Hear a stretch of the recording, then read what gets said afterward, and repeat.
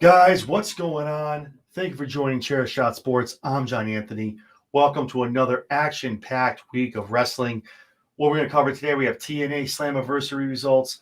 Where has Bobby Lashley MVP been and where are they going?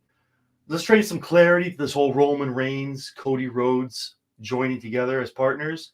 And we got to talk about blood and guts on AEW this week. So, guys, thank you so much for joining me. Another awesome week in wrestling. This past weekend, Slammiversary brought down the house. An amazing PLE. I'm here for it. It was awesome. I just want to run down, obviously, the card a little bit. I don't want to go into every single match. A lot of them were kind of little quickly paced. And I like that. Sometimes you need matches where you just kind of have a 3, 4, 5, 6 minute to go between. One person gets it over the other. Boom, we move on. So that's kind of how it started with Matt Hardy and JDC. Awesome match. Not a great way for the system to start off the night, and ultimately was the precursor to how the whole net would go for the faction. Matt Hardy gets the 1, 2, 3 on JDC. And right after that, we have the system defending the TNA tag team belts against ABC. What a match. That match was amazing. Definitely got the crowd going. Got everyone hyped up off the Matt Hardy match, opening up the whole thing. ABC coming away your new TNA tag champions. Again, not a good night for the system leading up into our main event. Jake something, Mike Santana, always a good match when Mike Santana's involved. That was awesome. He gets the win. The PCO AJ Francis match for the International Heavyweight Championship, the Digital Media Championship. Wow. PCO is the embodiment of a big guy who looks like a cruiserweight. This dude is amazing. Francis also, obviously since his departure from WWE has been amazing. He's done a great job, better in the ring, better on the mic. Obviously dropped a couple LBs, still doing his thing. He's another guy who'll come off the top rope. He'll do stuff off the ring, onto the outside as well. So big fan of AJ Francis. And also PCO. Wasn't really my cup of tea. I knew about him for a long time, but now watching him, I'm a fan. I'm getting on the train. So with that said, Rhino gets involved. Awesome to see Rhino. Amazing to see Rhino come out there. Rhino looks amazing. Someone get him signed back into NXT or WWE. He looks amazing. PCO gets the win, 1, 2, 3. Awesome match from the two. And then SDL, baby. Steph DeLander comes out. No, Steph DeLander and PCO are engaged. Let's go. This is one of TNA's first big weddings. I'm excited for it. WWE definitely rubbing off on the TNA brand. So that was awesome to see. Awesome stuff. I love how they're continuing the story with SDL with PCO, with the whole dating, now engaged, probably doing a marriage, stuff like that. So that's awesome to do too. Ash by Elegance, Jordan Grace. I thought this was in the bag from day one. There's no way Jordan Grace is losing it anytime soon.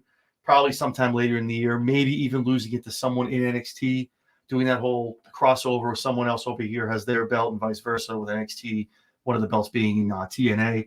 But again, amazing match. Ash is amazing. Jordan Grace, just stellar, a powerhouse. What more can you say about her? She shows up, she shows out, and she doesn't miss. So that's awesome. Mustafa Ali and Speedball Mike Bailey, this match was awesome. The back and forths, the 1-2s, the kick, the 1, 2.5s were awesome. And then the GOAT, Earl freaking Ebner, walks the aisle. Woo! Getting down there to count for Mustafa Ali, but pretty much turning on Ali in Canada to not do the screw job. Amazing stuff, man. It was awesome. Mike Bailey is your new X Division champion. I'm watching this realizing Slammiversary is their WrestleMania. So it makes sense for a lot of these title changes to happen moving forward for the rest of the year. Awesome stuff. Awesome match. And then we get to the main event, guys. Great main event. A 6-way elimination match for the TNA World Championship. Nemeth, Joe Hendry, Josh Alexander, Moose, Kazarian, and Macklin. Great match. I could sit here for another 25 minutes, half hour, just talking about the main event. Great group of guys, all do well with each other. A lot of them former TNA World Champions. Macklin gets the kick. The Moose elimination early was a little shocking to me. I had Nick Nemeth winning it the whole time. but I didn't think it was going to be him and Nick. But I definitely knew Moose was going to go late. When he got knocked out too, I was like, whoa, okay, here we go. So, obviously Alexander taking out Hendry. I'm sorry, Kazarian goes out. Alexander hits a low blow on Hendry, knocks Hendry out. And Nemeth and Alexander went back and forth for a while. For a minute, I kind of doubted myself. I was like, maybe Josh Alexander, gets the belt he never, quote unquote, lost, right? Gets it back, becomes TNA champion. It's a nice little story. Nah, man, I knew it. It made the most sense with this, with Nemeth. Just with how long he's been there in the debut. Obviously, he's a big name. You can market him. Not for nothing. Not saying this is going to happen, but you could also almost feature him on NXT in some capacity, and it's going to draw the WWE fans because of the notoriety. They want to see the old Dolph Ziggler in there. You know what I mean? So that's a big deal as well. Like, that's what kind of makes sense to me with that. I think a lot of things for the next 6 to 8 months that are done creatively, obviously they'll make sense, but I think it's so also WWE and NXT can do this play. I'm sorry, WWE, NXT, and TNA can do this little play game where they got people going to different shows. I mean, you had the whole, you had the Rascals. The one match I didn't talk about was the Rascals and the Quarter Catch Crew. Basically, you had a WWE NXT match on TNA. Amazing match, by the way. The Rascals can go, man. It's so great to see them back again, hitting on all cylinders. They are an amazing trios tag. If they had more trios in WWE, I absolutely suggest that we make a trios tag championship. Obviously, you're biting a little bit off of AEW and Ring of Honor, but I don't think there's enough groups right now in WWE. You can make them, but I feel like it'd be 2 or 3. You got Gallus, MSK, whatever you want to call them, the Rascals, Quarter Catch. Depends on if the belts were to move laterally up to on SmackDown down to NXT. You have Alpha Academy. If they added another member, obviously now Chad Gable is out. You have obviously the Wyatt Six. There's a call for it. I mean, you probably have a good 7 or 8 groups for it. I feel like that's kind of even how it runs in AEW. Like if it's not the Bang Bang Crew, or it's not House of Black or the Acclaimed. You know what I mean? There's only like maybe 5 or 6 really good 3-person groups that make sense. So again, it's something to look for down the line. It makes sense. You can't just have it on NXT though. Those titles got to move on all 3 brands because you can. Final Testament, that's another one you can put it there too. So a lot of ideas there. But anyway, Nick Nemeth is your new TNA World Champion. You'll love to see it. Very deserving. Obviously, they brought him in for a reason, with a purpose. He's tagged with his brother. He's done what he has to do. He's paid the dues over there a little bit in the promotion. But it's great to see him finally carrying the strap. He did amazingly over in WWE with it when he was world champion, intercontinental champion. He's going to do it again in TNA, being the world champion. It's going to put the butts in the seats. And also, like I said, you do have that chance and that opportunity to, for whatever reason, not to say obviously champion, to challenge Ethan Page, just for an appearance, for whatever reason, to show him on NXT. Boom. Ratings go through the roof. Everyone loves themselves a little Dolph Ziggler. So, speaking of that, the biggest thing coming out of WWE in the past 24 to 48 hours has been Bobby Lashley and MVP status with the company in WWE. As of this recording right now, they are still under contract with World Wrestling Entertainment. The expectation is moving forward, they are going to let those contracts run out, and those 2 gents are going to be moving on into maybe TNA, but they're kind of already kind of WWE NXT anyway, so why not put them there now? Or the biggest thing is, the biggest thought is that those 2 are going to go to AEW and rekindle the Hurt Business. Shelton Benjamin said it on an episode of CVV a couple weeks ago that he feels like there was a lot of miles left in that gimmick, a lot of miles left in that group. Obviously they were tag champs, but there's a lot more you could have done with them. And if you bring, like I just said, you bring that a 3-person group to start over there, you can have them challenge for the trio championships. So that would be awesome right there. Obviously, I don't know if MVP would be wrestling. I'm sure you have to find someone else either in AEW to join up with them, or if there's another wrestler out there, free agent, they bring in to be in that group. That'd be kind of cool as well. Personally, how I feel about it, I've loved MVP ever since he was Montel Viter's Porter. When he came out before he was just MVP when he was the wrestler, United States champion, Intercontinental champion. I think he should have been a champion at some point, a world champion. Awesome gimmick. The music slapped. Great. He came out of the curtain with like the sports star, the smoke, everything. Huge fan of his. I've always been. Have been even when he's a manager as well. Love MVP. Love me some MVP.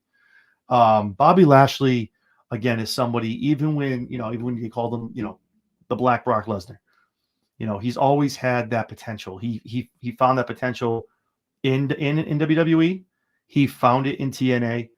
And not for nothing, I mean, if he does go to the other side and he crosses over into AEW, I mean, it's not too long before you have to put him into the AEW World Championship title picture. You can't not deny him and have him go for the international title or for the continental title.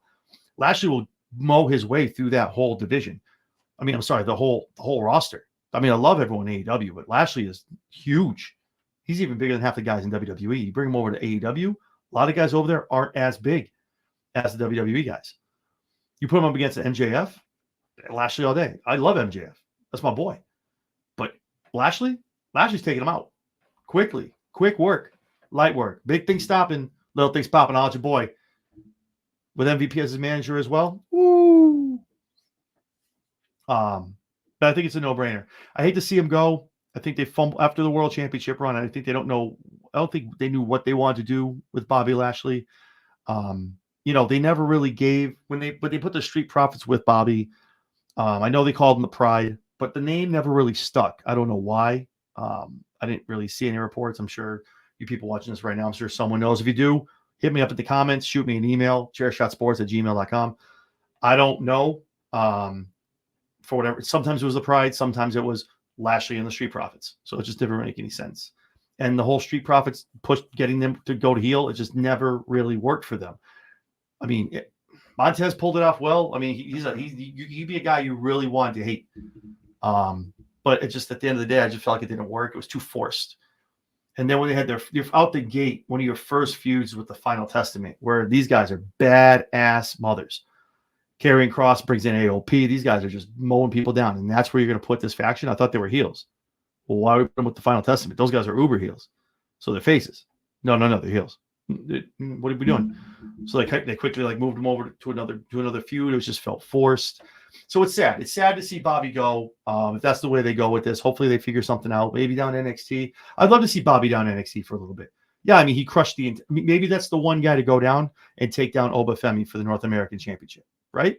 Maybe he has a nice little run as NXT North American Champion. Then we bring him back up to the roster when we have something. I don't know, man. I think the main event picture right now is very, very clustered. CM Punk, Drew McIntyre, Seth Rollins, Cody Rhodes, all these guys. Roman's coming back. So I don't know. It's just sad you haven't seen him on TV for a while. MVPs have been gone for a bit. And obviously Omos is probably on his way out as well. Obafemi is what you wanted out of Omos. You wanted that big, towering, figure who just kind of struck fear into you coming down the ramp before you even got in the ring. That's what you got with Omos. But Omos just couldn't get it done in the ring. He was just so awkward, just so stumbly. And not for anything against him. I mean, the dude's tall as hell. He just couldn't get it done. He couldn't put it together. But Obafemi, that man's going to be a problem once he gets up into the main roster. So with that being said, talking about hiatuses, people that are around and coming back or going to companies, I got to talk about a lot of stuff that I'm seeing online right now, whether it be X or on Instagram or people talking about it on Facebook and different chats and different groups. It's the Roman Reigns, Cody Rhodes storyline when Roman comes back. Now, I said it before. I talked about it on Money in the Bank on a lot of our shows and collabs that we did in our prediction shows. Roman Reigns is coming back August 3rd, SummerSlam, Cleveland, Ohio. It's coming back. It's a lock. If he doesn't, I'll eat it. I'll come on that night after the show, and I'll be like, I was wrong. I screwed up. But all signs point to Roman coming back that night. And here's why.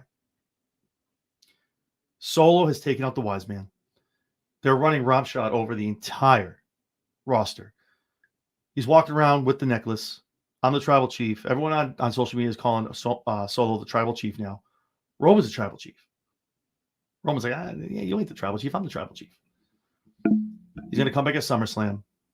and do something. Now, I don't even know if he gets, you know what? I don't even know. I don't want to make that prediction. I don't know if he even gets involved in the Cody solo match. I don't know. I think Cody doesn't make him look weak, but for the prediction, the story that I'm about to talk about, it makes sense if he does. Let's say he does something, whether his music hits, he pops out of the crowd, does something.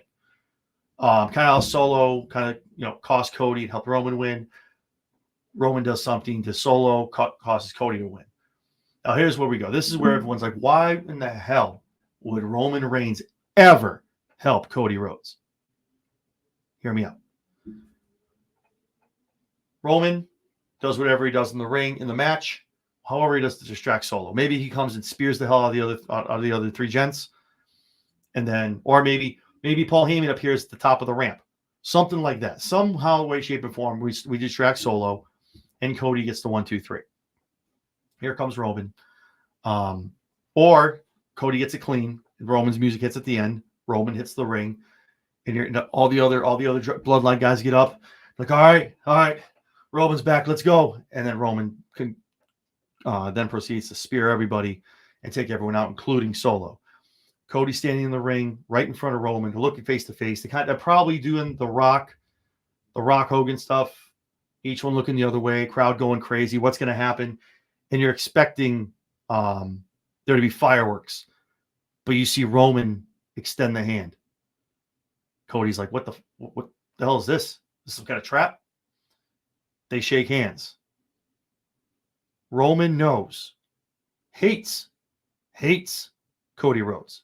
He stopped the top 3 single longest reigns in the history of WWE. Roman despises him for that. But he respects him because he did beat him for the belt. It's two sides of the same coin. And at this point in time right now, Roman knows he can't get the job done. Who knows what other tongues are going to pull out of the family tree. Roman knows he can't do this on his own. He knows he can call Jay. He could probably call Jimmy. But he knows that he needs Cody. He needs the help.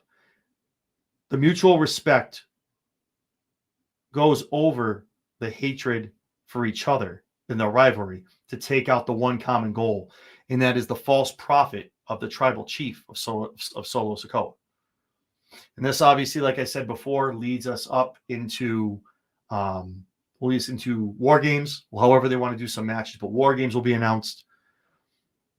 And that's going to be exactly how it ends up. It's going to be Solo with the rest of his Bloodline 2.0. Roman reaches across the aisle, makes amends with Jay. Jimmy comes back. Cody is the fourth man into the match. Now, if that's saying it's a 4-on-4.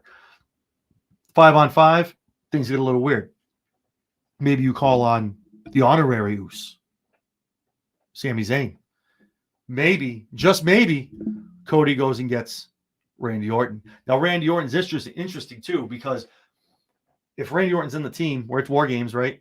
The whole thing's going on. Now, last year's obviously SummerSlam. War Games was off the chart. We had the return of CM Punk. This year, what a way to end the PLE. Team Roman goes over. They annihilate the old bloodline, the new bloodline, I should say. Everyone's getting pumped. Everyone's excited, shaking hands, patting each other on the back. Boom! 3 most dangerous letters, baby. RKO. Randy drops Cody. Roman and the Usos are like, it's not our fight. Get out of the ring. Because Roman's like, I'm going to come for that belt again. But Randy sits there and drills a hole through Roman with his stare. The 10-mile stare right through Roman. Roman looks at the Usos. Not our fight. Get out of Dodge. And Randy's just looking down to Cody. Picks up the championship. Looks at that, and that's how they go off the air for Survivor Series. Makes perfect sense. I don't think we're looking at Cody and Randy at Mania, because Cody I think is going to be against The Rock with the People's Championship and the Universal Championship on the line. However they want to start that program, probably the night after Royal Rumble. I think Royal Rumble is where we get Randy Orton versus Cody. Cody goes over there. Maybe maybe that's a little too far for me to start predicting into the Royal Rumble. That's still 6 months away, but that's where I think we go with that. I got the storyline all the way up to the end of November. Where we go from there, we got to see what the landscape looks like. Ever-changing, long-term storytelling. But the bloodline definitely, like Paul said, is like right now, maybe they're in the bottom of the 5th inning. But there's still some juice left in that storyline, and The Rock has yet to come back. So it's only going to get better with Roman, The Rock back. Who knows? Jimmy coming back, and who knows who else from the family makes it. Maybe Rikishi comes back in some form. We don't know. It's going to be an interesting time at being kicked off at SummerSlam. Let's talk about pay-per-views, PLEs. Let's talk about one coming up Wednesday. We have a TV pay-per-view pretty much on AEW Dynamite this upcoming Wednesday. Blood and Guts. Team AEW versus Team Elite. A battle that's going to be bloody and amazing at the same time. There's a couple other matches they have on the card. MJF obviously is going to address the nation of AEW as now being the new international champion. That's going to be interesting to hear that word, to see who steps out of the light to be the next challenger to MJF. Britt Baker is taking on Shida, which is going to be an awesome match. It's great to see Britt back in the ring. I think it's going to go off. I think somehow CEO might be involved a little bit, little Monet action. So we'll see what happens, but I think that's going to be really good. Jericho, the Learning Tree. Hi, guys. Is putting his belt on the FTW championship on the line against Suzuki. I'm telling you, man, like I got Britt Baker winning the Suzuki Jericho. I mean, I could see actually Jericho dropping that belt. It would make sense for him to drop the belt, I think, storyline-wise for the Learning Tree. But I digress. I mean, I don't know. I could be wrong. I don't know if they would do that on TV. I mean, obviously they did it with the international title last week, which was amazing. So then we got Team Elite, Team AEW, Team Elite of Hangman Page, Jack Perry, the EVPs, and Okada. Over here for Team AEW, we got Swerve, Briscoe, the Acclaimed, and Darby Allin. I really don't care who wins, to be honest with you. I think it's going to end up being the Elite. I want to say AEW. I think Kenny Omega kind of makes a return here, or Tony Khan comes back onto screen, because that will bring us into August. They got to start ramping something up for Wembley at All In. So maybe Tony comes back and Tony, does something with one of the wrestlers. I don't know, something like that. But maybe Omega makes a return in some capacity, not even wrestling wise, but just appears somewhere, does something. But I don't really care who wins this match, because this match is going to be pretty off the chain, to be perfectly honest with you. Yeah. I mean, the reason, if you can see who's in what, obviously you have the matchups already lined up. Like, as I said, you have Hangman and Swerve, Jack Perry, Briscoe, EVPs versus the Acclaim, Okada versus Darby. You're already lining up the matchups after this upcoming Wednesday.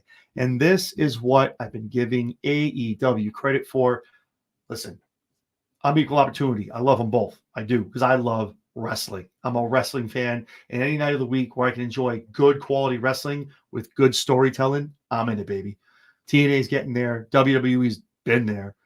AEW, I think, is turning a corner here. I think whatever they've done, I think Tony's given up the reins, given the pen and paper to somebody else, and they're finally starting to put a foundation down, get the hooves on the ground and get your hooks in, and really start putting down a foundation of a story of where things go down the road. The biggest part of that was why it was so easy to know that Heyman was going to be coming back. He didn't end up winning the tournament, but he was obviously going to go right to Swerve. So that's going to be an amazing match. I think it's going to be a great Dynamite. Still waiting for the debut, apparently, of Ricochet. If you saw the false videos going around, it was not Ricochet who debuted, unless Ricochet decided to get rid of all his tattoos. Great week of wrestling coming up. Great week of wrestling. Tonight on Monday night, we go a little more deeper with the Wyatt Six. The Drew McIntyre CM Punk saga chugs on. Mommy, of course, being back, Rhea Ripley and Liv Morgan. That's been signed for SummerSlam, which, not toot my own horn, we called that way back. Even people were like, oh, she's going to do a non-surgical. No, she's coming back for SummerSlam. So that match is going to be awesome. What's going to happen tonight with her and Dom? Obviously, going off from Raw last week, they're still together, quote unquote. So a lot of great stuff tonight on Raw. Obviously, now the new founded trio of the Creed brothers. That's going to be awesome to see that. But SmackDown's going to be good as well. Obviously, another week and a half, 2 weeks before SummerSlam. They're going to be building up the Cody Rhodes Bloodline saga going on into SummerSlam, so that's going to be good as well. I think we have Karrion Kross on Raw tonight. NXT, they're always hitting on all cylinders. They have awesome matches. Obviously, I'm sure we'll see some Joe Hendry in NXT. Obviously, the Rascals will be on as well. And we're all hyping up all of this into next week, getting ready for SummerSlam. This is going to be one of the bigger pay-per-views PLEs in a long time for WWE. I think SummerSlam is going to end a couple stories. I also think it's going to start a lot of stories. So I'm pretty excited for that. Obviously, if anything crazy happens in the next couple of days, I will definitely jump on with a special edition YouTube of Chair Shot Sports. But in the meantime, if you're catching us right now on YouTube, please subscribe. Last time I checked, 82% of you that watch aren't subscribed. Shoot us a subscribe, shoot us a like, click that bell anytime that we do live every week, a new show dropping for you guys. Also on Twitter, 16,000 strong. Please shoot us a follow. You can also find us on Instagram and also over on Facebook as well. And then also, if you have nothing to do on Saturday night around 6 o'clock, do yourself a favor, download the Live 365 app. Find Chair Shot Sports on the Block 105 in SoCal Radio every Saturday at 6 o'clock. It's our 1-hour radio show. So yeah, guys, grab a frosty beverage, get something to eat, sit down, be seated, and get ready for an awesome night of Raw and an amazing week of wrestling. I'm John Anthony for Chair Shot Sports. Guys, we'll talk to you soon.